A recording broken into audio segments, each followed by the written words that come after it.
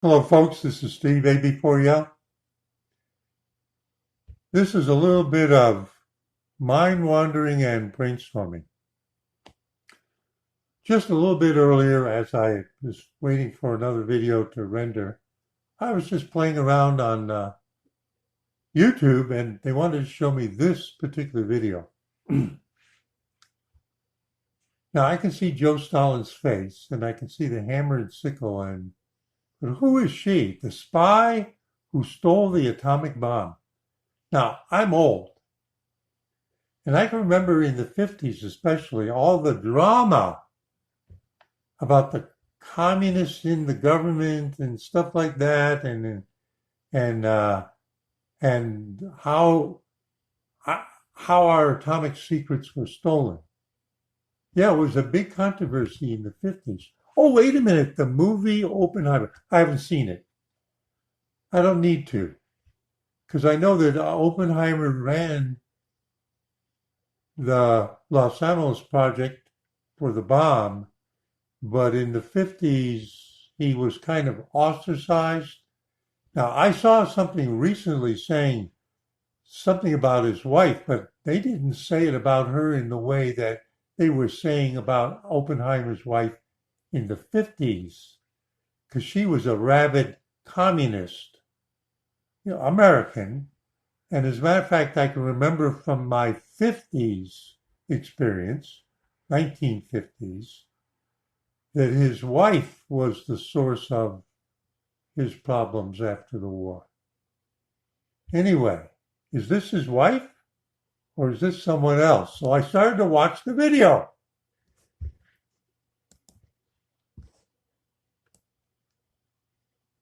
The Spy Who Stole the Atomic Bomb.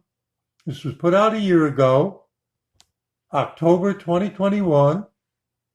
And inside, over here, inside Britain's top secret code, oh, I know what that is. That's the Enigma project. I met someone who was a code breaker, a woman. She was a intercept radio telegraph operator, British. Oh, there's the Rosenbergs. I remember when they were executed. Big controversy. But this person's name is Ursula, and I'm going to pronounce it as Krasinski. So I decided to see who she is. Oh, there's a Wikipedia article about her. Oh, if you're famous, oh no, if there's a Wikipedia article, you must be famous. So I decided who she was. Ursula Krasinski, also known as various names, was a German communist activist.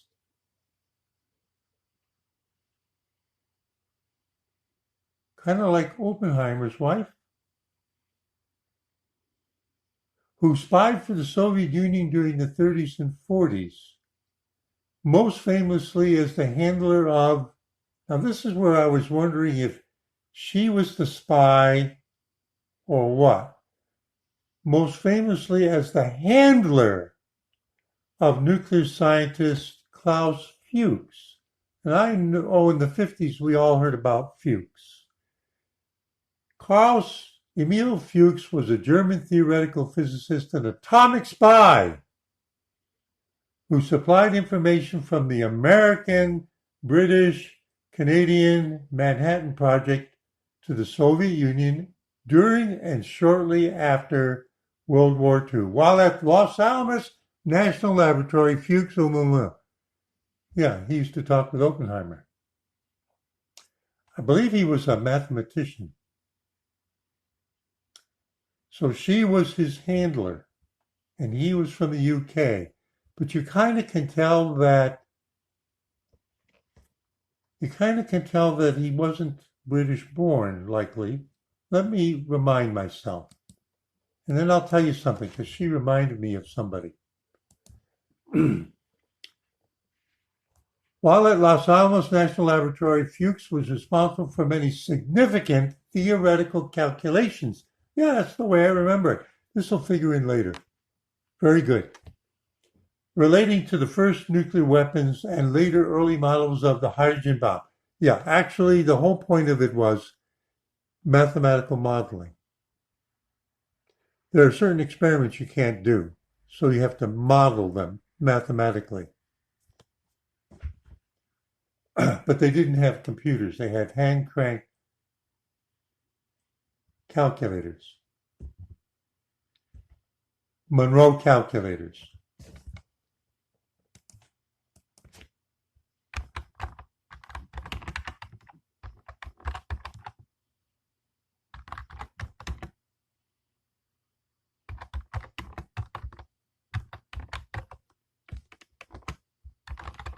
Let's see if they mention them. Manhattan Project women calculators paved the way for Los Alamos Daily. This is the first time I'm looking. Los Alamos National Laboratory. Computing on the Mesa. See those punch cards?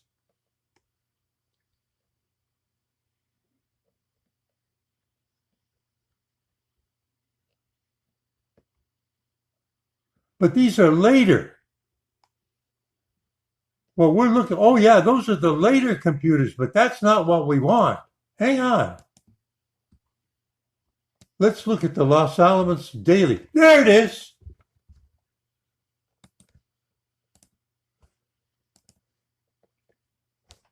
See the machines they're sitting at?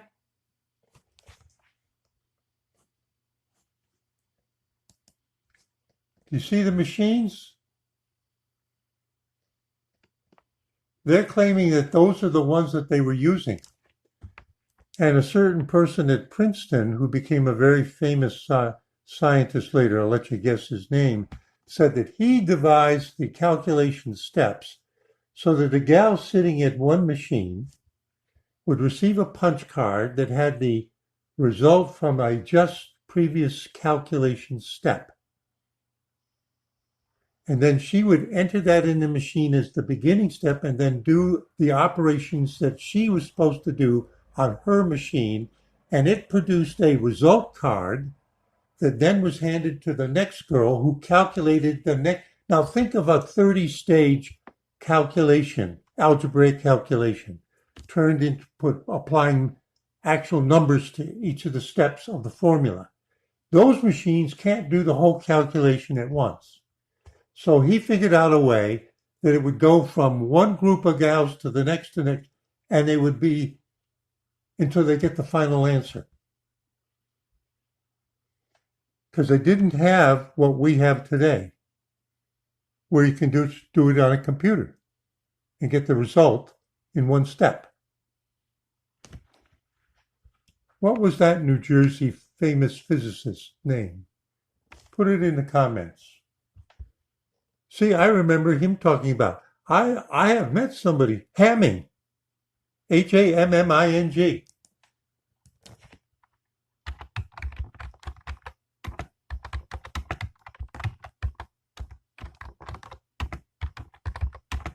Hamming, Los Alamos and Bell Labs. Richard Hamming. Hamming remained at Los Alamos, there he is. I met him in, I don't remember, it was 1991 or 92. Telluride, Colorado. Manhattan Project. Hamming remained at Los Alamos until 1946 when he accepted a post. He went to Bell Labs. So he was part of, so here it is. With World War II still going on, Hamming left Louisville. He had just finished his PhD. They were either going to draft him or use his brain.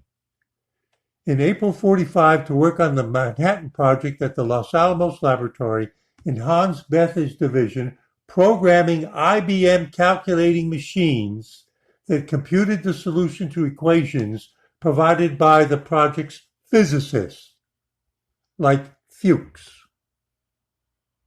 That's right. His wife, Wanda, soon followed, taking a job at Los Alamos as a human computer, sitting at one of those machines, working for Bethe and Edward Teller.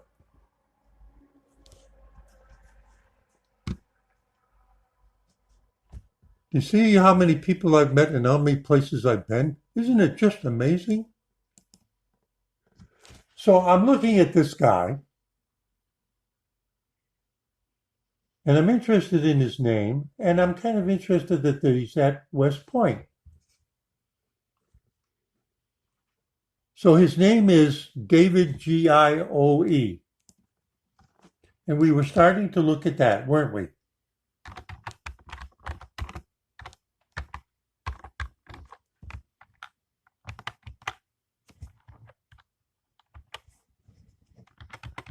Misspelled it.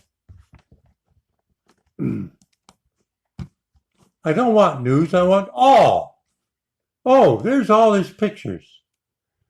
And then we go, and here's where we go.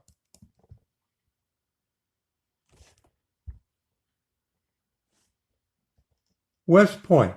I know I see mind wandering, but I'm linking things together as I'm getting a new version of what I learned in the 50s as a kid.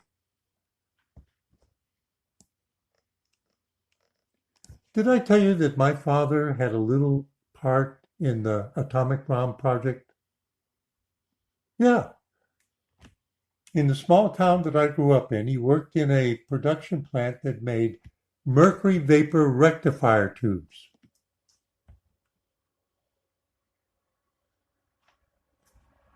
And they had been making a series of different radio tubes.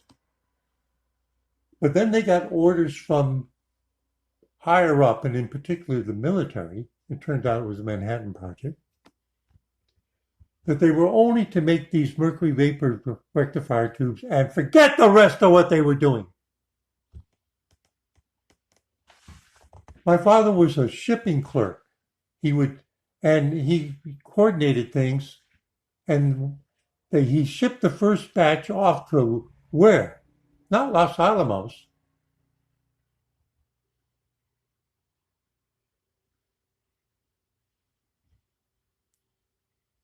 Why is my mind blanking? Tennessee Valley Authority.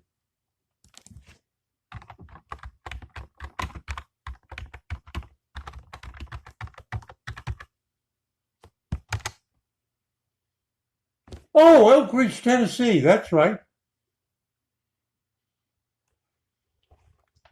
Site selection, 1942. General Leslie Groves approved Oak Ridge, Tennessee as the site for a pilot plutonium plant. That's refining the plutonium metal for the bomb. And uranium enrichment plant. Manhattan Project engineers had to quickly build a town to accommodate 30,000 workers. Why did they do it there? Tennessee Valley Electrification, Tennessee Valley Authority, in that underdeveloped Appalachia, took advantage of the rivers and so on to build dams for hydroelectric generation of electricity. And you needed that electricity to run this refining equipment, which was a form of electrolysis, and to convert AC current to DC, because you need it to run only in one direction, you need, among other things, mercury vapor rectifier tubes. So after they sent the first batch from where my father was working to Oak Ridge, a couple of weeks later, they get a phone call that a general was going to come and talk, and he talked to my father. And he wanted to know what was going on. Why was there a delay? You already sent us a shipment. We like them. Where's the rest of them? He said, but we've only just shifted over to this. And the way we do this is that we make them. All the girls on the line are making them. And then we test them electrically. And then we have special things where we box them and we put them on the shelf for anywhere from 2 weeks to a month to see if the vacuum will leak, and they'll go soft and not be good. So then we retest them and we take out the bad ones. And the general said to him, "The hell with it." No, he didn't say the hell with it. He said, "Never mind that. As soon as you make them, you ship them. That's an order." My father was ordered by a general from the Army to forget the test, the delay. As fast as you can make them, as many as you can make, ship them to Oak Ridge, Tennessee. Now, this is, again, knowledge from the past. If you were to go to the EPA and look up mercury contamination, Oak Ridge, Tennessee, where this was, they'll describe an ocean of mercury liquid. Mercury's a liquid. It's a liquid metal. In the ground, contamination. Why? Because at Oak Ridge, anytime a rectifier burned out, they pulled it out of the board. They had thousands of them. They pulled it out, put a new one in, and threw it. Mercury's in the ground. I don't have to go to the movie to connect to this stuff about the atomic bomb. See, it's mind-wandering, but so David Geo, Associate Professor of History at U.S. Military Academy, History, West Point, where he serves as a History Fellow at the Army Cyber Institute. This is the first time I'm hearing of the Army Cyber Institute. Army Cyber Institute?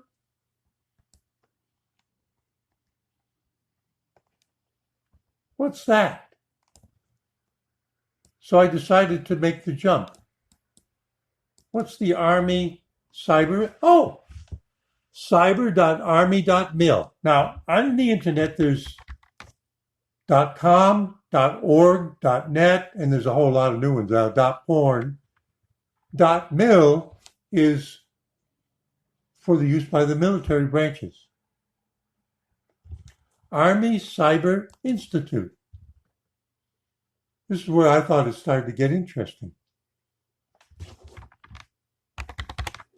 Because this brings us right up to modern day.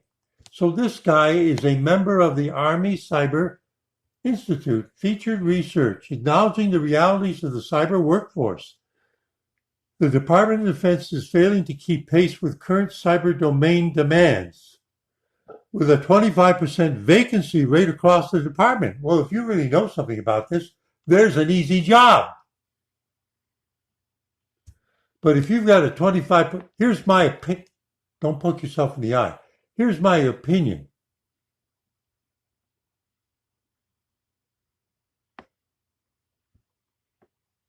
Anything that has a 25% vacancy rate,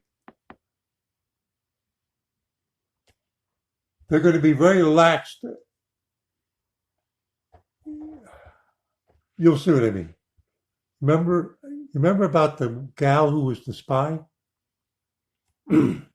Oh, did I tell you? See, this is how my mind works.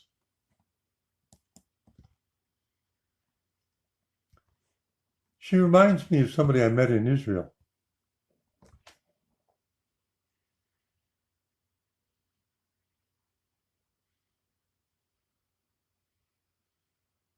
She had been born in Germany, but her family got her out of Germany before the door was closed and they began exterminating the Jews.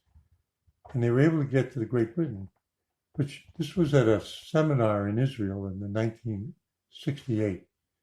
And she was saying that even though she had a college degree, the Brits wouldn't let her do any important work. They sent her to the north, and she was doing menial work. They actually were keeping them in isolation because they were afraid they were spies. And she kept saying to them, but they're killing us. Why? I want to be a part of the war effort against the Nazis too. But she said they wouldn't listen because there was the chance that they were spies. I'm repeating what a person I met told us in a seminar. Back to the Army Cyber Institute.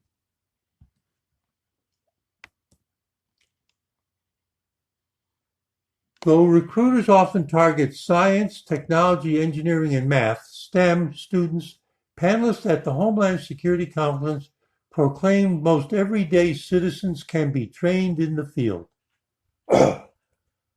This is at West Point. They're actually putting this out. Now, I'm not putting anybody down, but you remember how it was a popular thing for the liberals to say about coal miners when they closed the coal mines? Learn to code. Well, this is about the same thing. That's just different words, but it's the same mentality. I would argue that I can take anyone that has a passion and interest and good character and work ethic and teach them the basic fundamentals of cybersecurity, says the director of the cybersecurity department at Georgia Tech Research Institute. Nonetheless, there are more than 1.2 million kids in K-12 in Georgia who could take over as the next generation of cyber professionals. See how they're talking? What did I tell you what they do in Israel already for the last 20 years? They're just thinking about it here? What about all those videos where I showed you people in their 20s and 30s that they got recruited when they were in grade school and special course through mathematics and all? In Israel. Oh, yeah. Oh, we're just catching up. So anyway, I'm looking.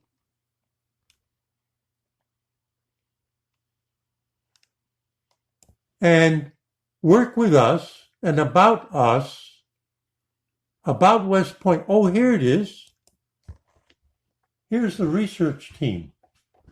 I got to this page.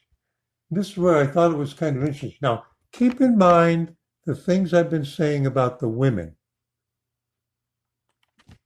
I'm not picking on women.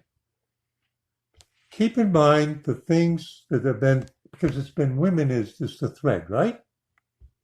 Women who were not born in England or in the United States. So I'm looking down this. Todd Arnold, PhD. Nathaniel Bastian, PhD. Ljubljana Beshal, PhD. Brierbrower, David Brierbrower. Now I can tell by the expression on his face that he's an American. Jason Brown, I can tell by the expression. Remember I've told you about when I show you pictures and I'd say which ones are Israeli and which ones are American in all those videos, and I can tell just by the expression on their face. This guy's an American, Joshua Bunt. He's got a German family name, but he's up.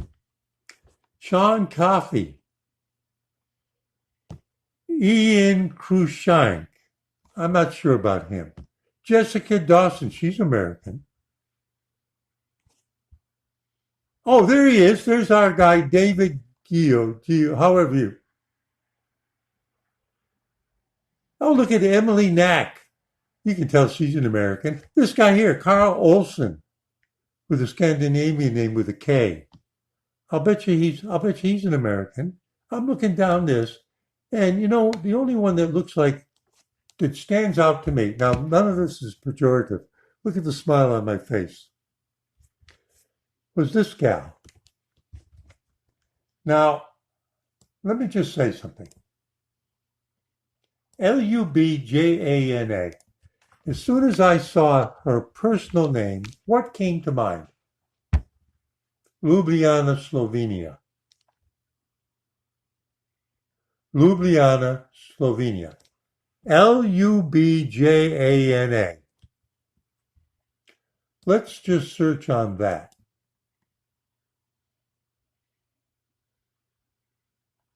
This is why I think the search engine is brain dead. Showing results for Ljubljana. You probably wouldn't know to pronounce it that way. Ljub, L-J-U-B, L-I-U-B, Ljub. L-J, take the J as an I, Ljubljana. It's a city in Slovenia. I've been there. 1966. I've been there. Ljubljana is the capital and largest city of Slovenia.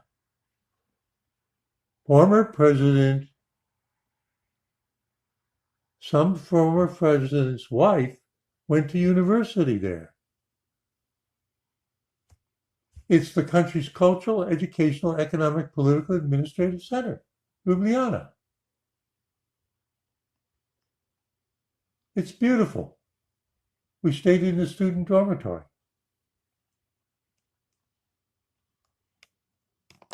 But that's not what I'm searching for.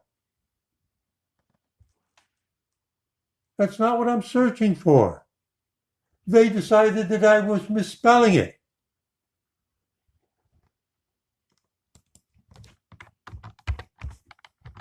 Can I force them? Now watch what they do. I'm telling you, the search engine is brain dead.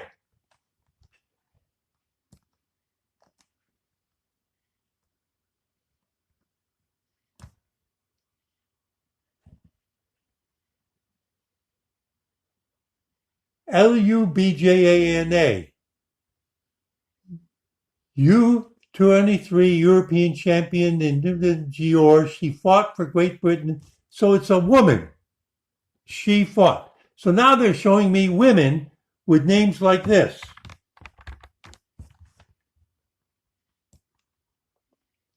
You see, now it does spell it the correct way.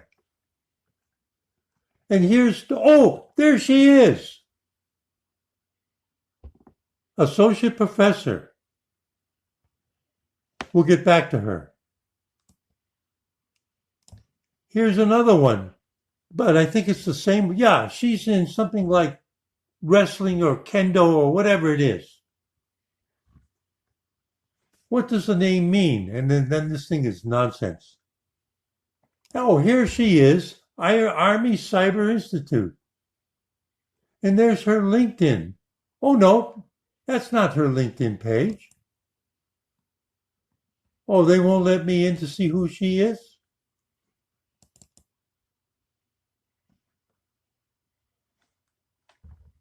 They don't take me back to where I was.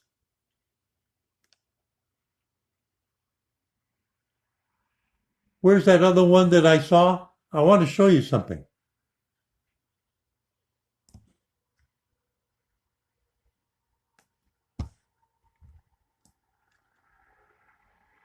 So now they can actually find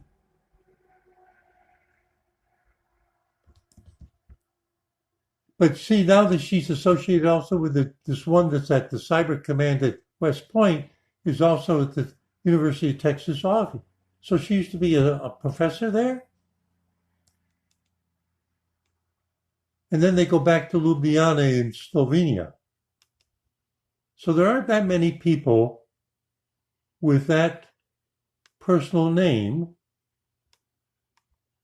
And we got to wonder, where's she from? Is it Slovenia? Or is it someplace close to that? My guess is it's someplace close to that.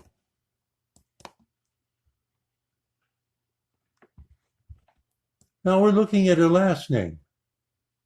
Beshaj.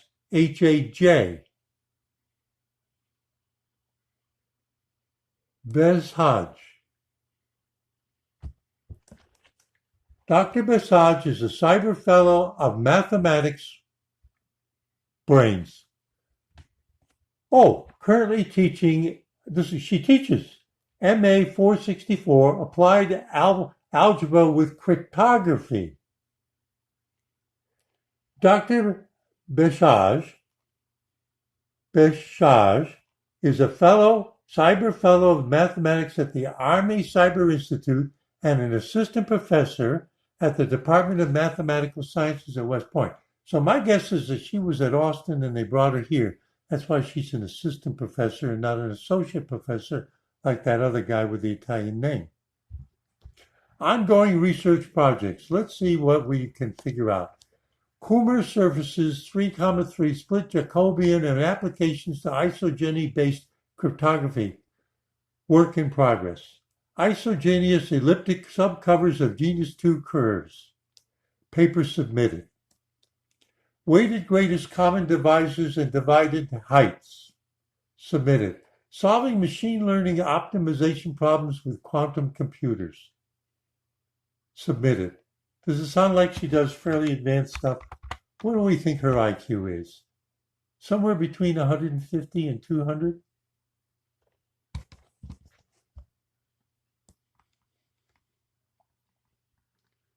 She's been publishing since, let's see how far back it goes. 2011. On superelliptic curves on level n and their quotients. Now, wait a minute. This is the first time I'm seeing this.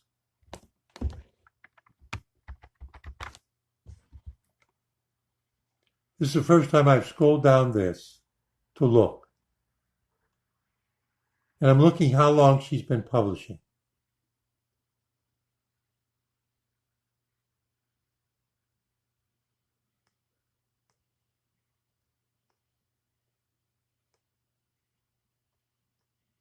Where was the one I saw?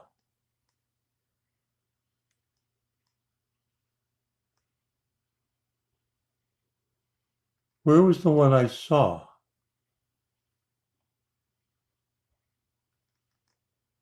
There it is. Albanian Journal of Math.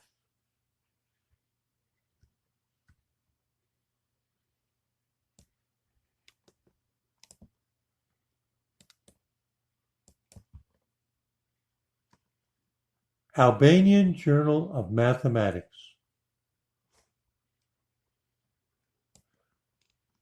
Why did they think that she was from Ljubljana, Slovenia? How close is Slovenia to Albania?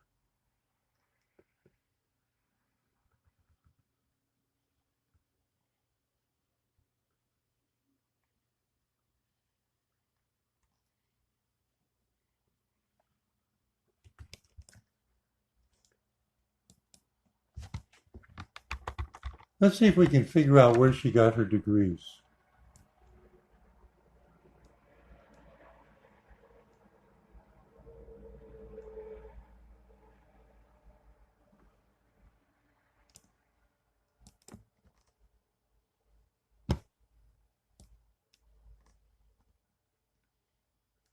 They refer me to this.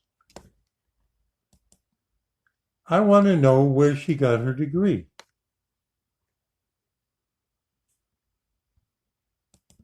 Why aren't they showing me where she got her education? Ongoing research, publications and presentations.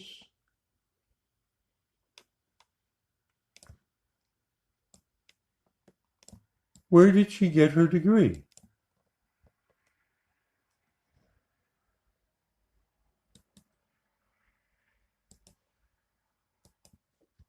Oh, there it is. You just had to find the right page. Oh, I see.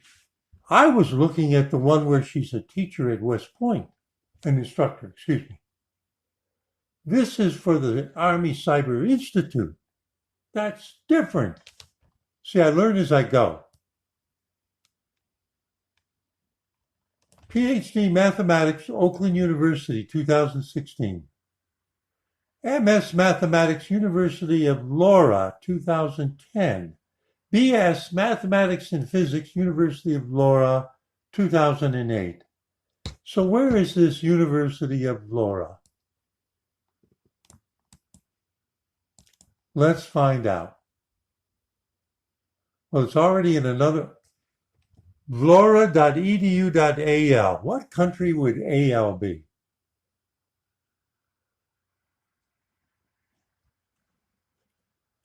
Universiteit Ismail Kemali. Anytime it says Ismail, it's got something to do with Islam. Where is this?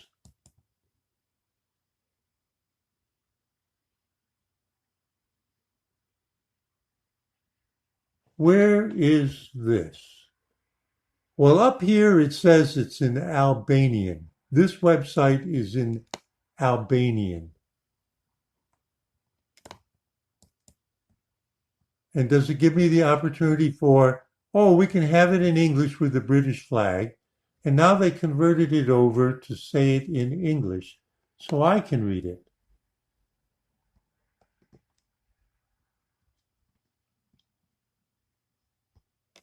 Kosova.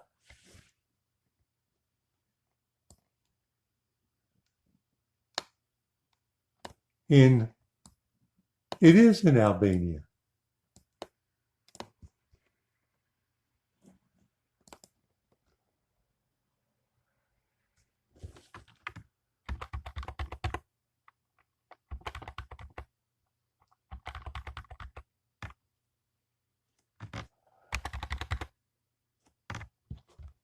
I did that the wrong way. I should have used the thing down there, under my head. Oh, there's Italy. There's Tirana. Where's Ljubljana? Ljubljana's way up here at the top. But why did they show all this other stuff? Why are they showing me all these hotels all over Europe? What kind of map is this? All I want to know is, where's this place in... Why do they do stuff? What's wrong with Google? What kind of people are they hiring? They need to hire this gal to straighten them out. See, I'm just playing with this, folks. I'm playing with this.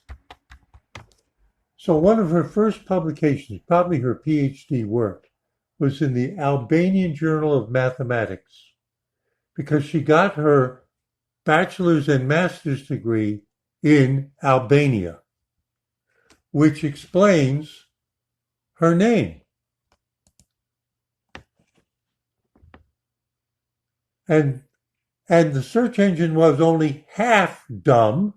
They thought it was, you see the similarity of the way the words are said and the names are, Ljubljana, and why they thought it was, it's kind of in a way related. That might be what Ljubljana is, almost, but in Albanian. Now let me ask you a question. You know how at the beginning of this, I said that my father was ordered by a general that was associated with the Oak Ridge, Tennessee. They didn't say Manhattan Project, but that's what it was for the Mercury. And that I had supper, with Richard Hamming, who was at Los Alamos during the bomb project, worked on the bomb project. Have you ever known anybody actually talk to somebody, sat down and had dinner with them that was on the bomb project? Have you ever? Have you ever known somebody from Albania? See, it's easy to say, did you ever know somebody from the UK? Did you ever know somebody from Germany? Did you ever know somebody from Sweden? My answer is yes to all of those. But how many have you known from Albania? I can tell you how many I personally have known from Albania. One was in Israel, and the other one, I know I met her here in North Carolina. She had red hair. I can't remember her name, and I can't remember exactly where I met her. But it was out something like fishing or in a park. And we got into a conversation, and I asked her about her accent, and she was from Albania originally. Like that gal. It would be very interesting to see what her accent's like. But her hair isn't red, so it's not the same person.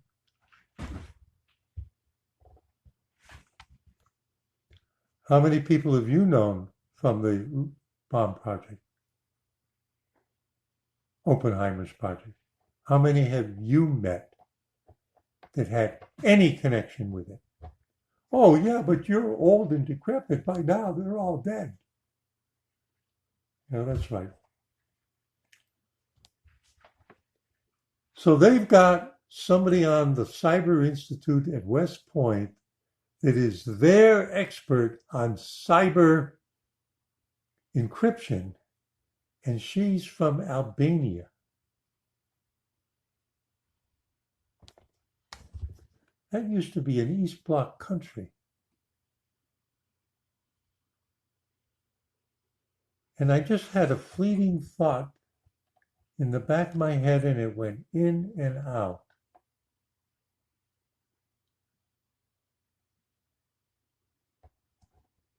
Yeah, her special. Oh, don't you love these? Her special research interests: cryptography, elliptic and hyperelliptic curve cryptography, post-quantum cryptography, isogeny-based Jacobian varieties. All right. Now, when I worked for that internationally known, internationally operating IT company, one of my specialties was encryption. Nothing mathematical, but I knew, you know how now everything is HTTPS? Well, I used to be able to debug when a customer running on our product would have trouble getting the HTTPS to work because it required a certificate and and in the group I was basically the only, of 150 people, I was the only person who actually understood it.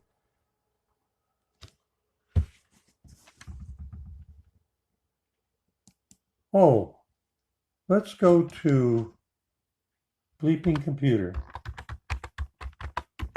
I want to show you how she's at the very heart of it. This is a compliment. I want to show you that she's at the very heart of it. Bleeping Computer. I want to show you that her specialty is super critical to the cyber command at West Point.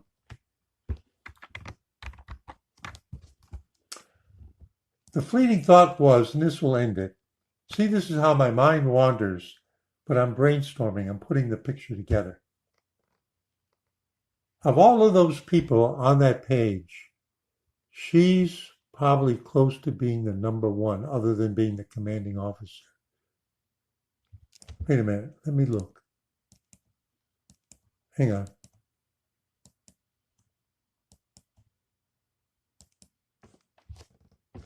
Okay, they listed them by alphabetical order of family name.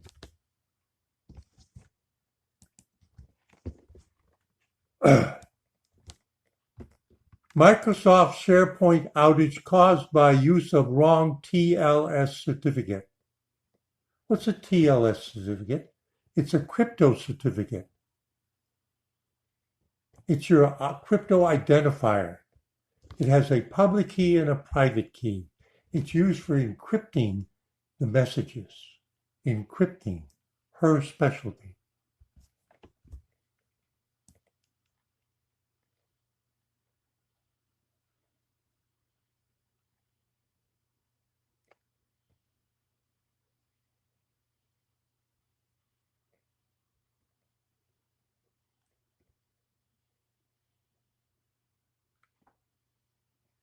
I thought I saw,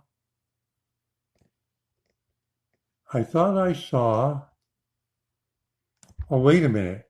It must be /top.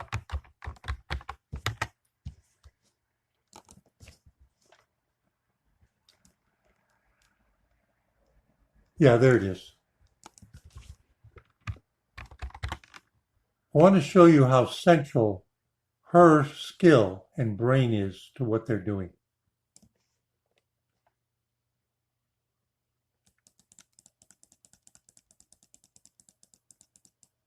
Researchers find backdoor in encrypted police and military radios. Notice the word encrypted. A group of cybersecurity researchers has uncovered what they believe is an intentional backdoor. That's a way of logging in with a password that's hard-coded that nobody else knows about. Somebody put it in there. Have uncovered what they believe is an intentional backdoor in encrypted radios used by police, military, and critical infrastructure entities around the world. The backdoor may have existed for decades, potentially exposing a wealth of sensitive information transmitted across them with the use of these radios. While the researchers framed their discovery as a backdoor, the organization responsible for maintaining the standard pushes back against that specific term and says the standard was designed for export controls which determine the strength of the encryption. What does that mean? I can interpret that. If we are making these radios for U.S. military use, the encryption algorithm that we use can't be broken even by a supercomputer. But if what we're doing is selling it to the Brits, wink, wink, or the French, wink, wink, or the Italians, wink, wink, we're selling them the same radio, but the encryption algorithm can be broken by methods that we know, developed by that gal at West Point, as an example, because the encryption algorithm we use in those radios is meant to keep out most people who are trying to snoop, but we know how to break the encryption and listen in. That's what that sentence means. That just because it says encrypted, you have to ask what encryption algorithm and how easily can it be cracked to listen in. And just to give that a little bit further,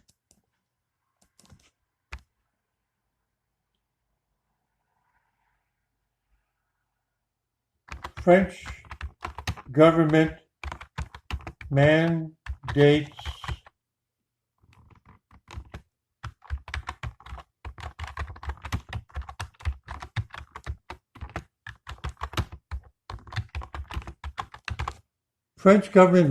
encryption standard with plain text.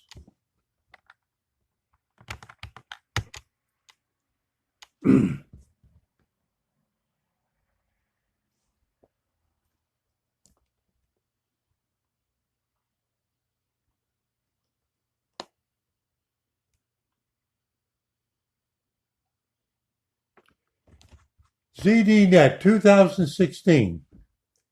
Encryption backdoors by law? France says no.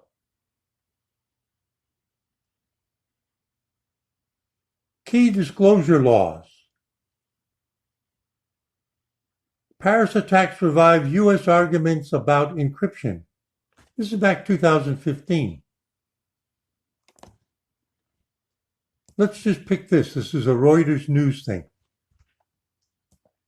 This is ongoing debate. As a matter of fact, you know, the new Twitter is now called X, and one of the things that he wants to do is have encrypted conversations end to end as part of the natural part of X, as opposed to the way Twitter was. Go look at the latest news. The deadly attacks in Paris have reignited a debate, this is 2015, over U.S. government spies should have easy access to encrypted messages flowing across the internet.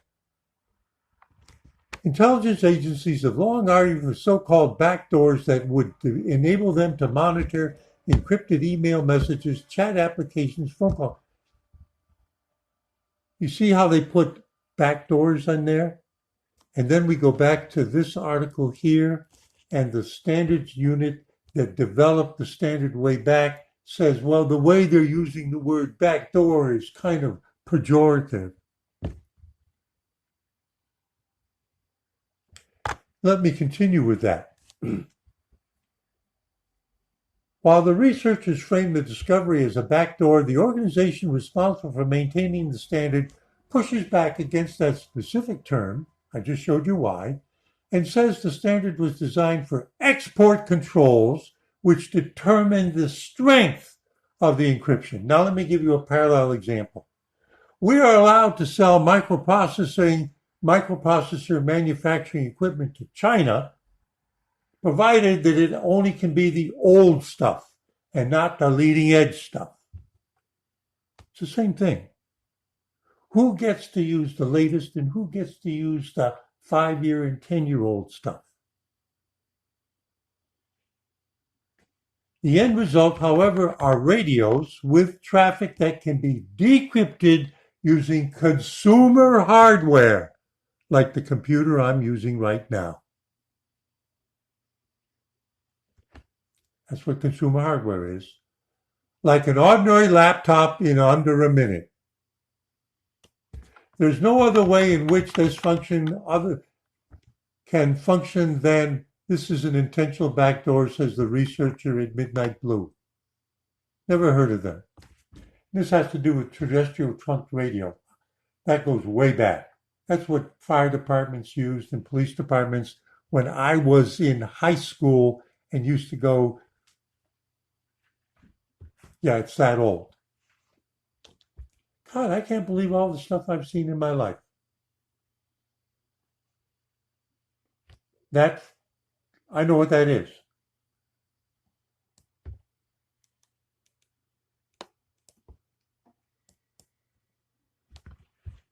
Back at the beginning of encryption for the web, HTTPS, if you wanted to sell any product or have it software in France, you had to use an encryption key such that when you encrypted the message, there had to be a set word, phrase, encrypted, but the sentence was mandated by French law. So when you encrypted a message that was meant to go in or out of France by way of the internet, you had to lead it off a throwaway part that encrypted a fixed, mandated by the French government sentence of words. Why? So that they could use their computers and hone in on that and figure out how to decrypt the whole message. What's the system? What's the lookup table? The French computers and science at that time was so behind the times that they made a national law. So what that meant was that anybody could decrypt stuff going in and out of France because they knew what the sentence was too. But now the French are kind of like at the other end of it. And you know why? Because the French have always considered themselves the world's leading mathematicians. Am I saying something nasty about the frogs? Anyway, that's another thing from the 50s and 60s. Excuse me. So when I saw her name, see how I ramble around when I saw her name, I knew she wasn't, she could have been named by parents who were immigrants, but she clearly is an Albanian. And I'm smiling at that. And I said, I was reading to you about there's a 25%. This is not derogatory. This is analysis.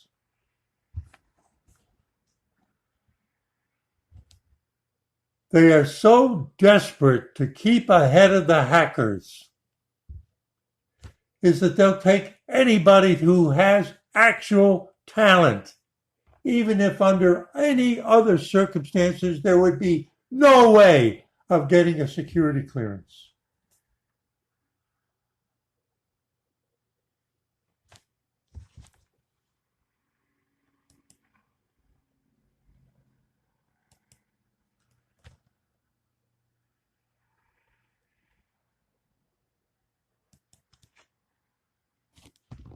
I said to you that when I was in Israel, I remember a seminar in which a woman said she was a Jewish refugee from Germany in England, but they never used her talents and they were forced to live up north, meaning in Scotland.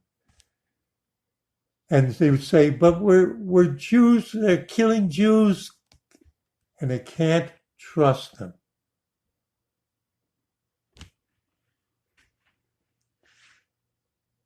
So he's the son of a Lutheran pastor. He went to the University of Leipzig, where his father was a professor of theology.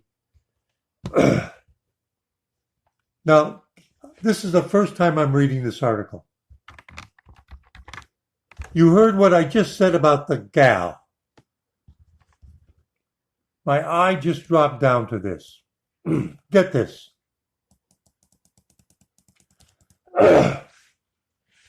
And think of the original Krasnowski that was running this guy as a spy for the Soviets. So this guy, Karl Fuchs, who was a genius, became involved in student politics, joining the student branch of the Social Democratic Party of Germany, the Communists,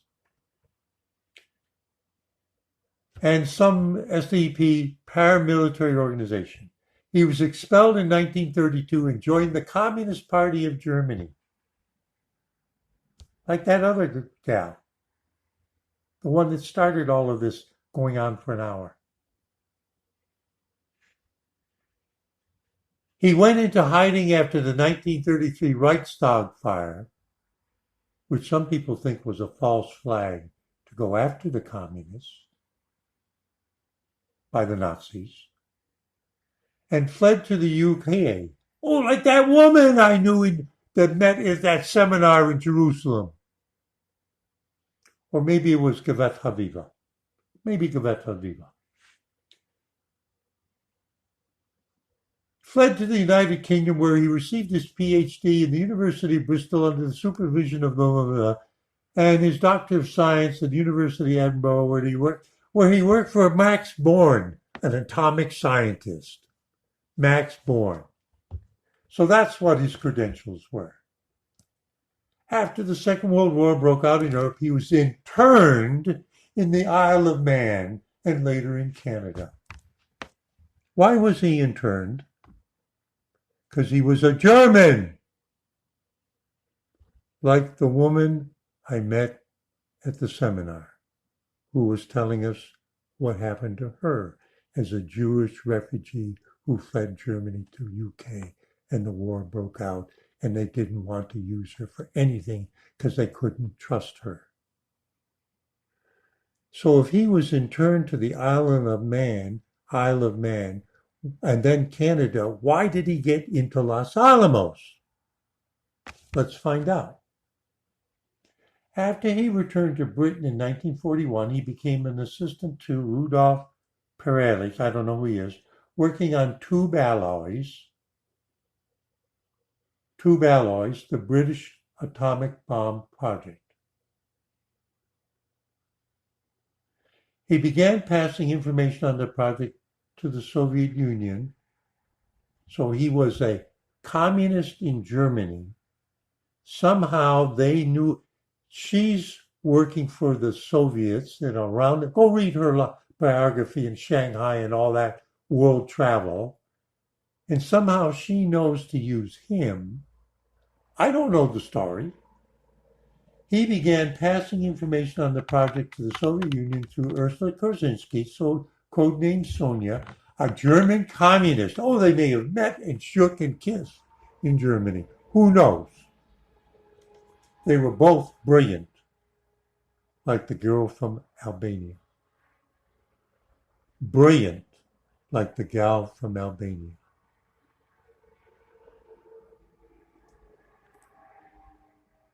And he went to Columbia University, New York to work on the Manhattan Project. In 1944, he joined the Theoretical Physics Division, who were designing the bomb, doing the calculations. How do you shape it geometrically and do this and make it controllable? Joined the Theoretical Physics Division at Los Alamos Laboratory, working under Hans Bethe. His chief area of expertise was the problem of implosion. Oh yeah, that's the mathematical modeling. How to get the pieces to fast enough, crush together, go critical, and whoopee. You think that's simple? What if it only fizzes on you and contaminates you? How close can you put the parts together? How much explosive does it take? What's the design of the implosion? What's the geometry? That's all mathematics.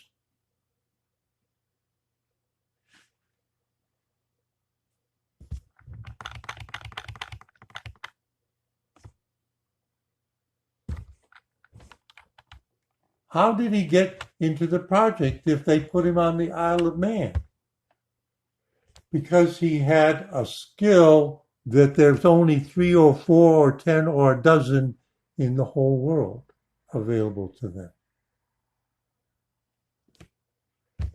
But the gal I knew in Israel, as valuable as she may have thought she was, wasn't even in the ballpark. And again, I want to say that it's not in any way a criticism or derogatory. She's from Albania, and she's in the cyber command at West Point, and it's because of her brain able to do what very few other people are able to do and be willing to do that job. And in my life, I've met people like that. Not too many. Excuse me for going on and on. I'm just kind of piecing it together. She stands out in that complement of people who are in the cyber command.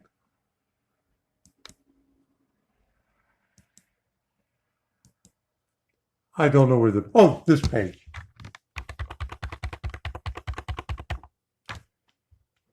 As I look down that page of people, she's the one that stood out. Why is she there? And I wasn't wrong. And I'm not saying all those other people are pretty smart, but she's one of the key people that makes it work. Betcha. And she's from Albania. And at any other time, there's no way she could get a security clearance, except she is exceptional. Betcha. And that's my compliment to her. Steve AB4 wandering mind and brainstorming it, saying, see you in 73.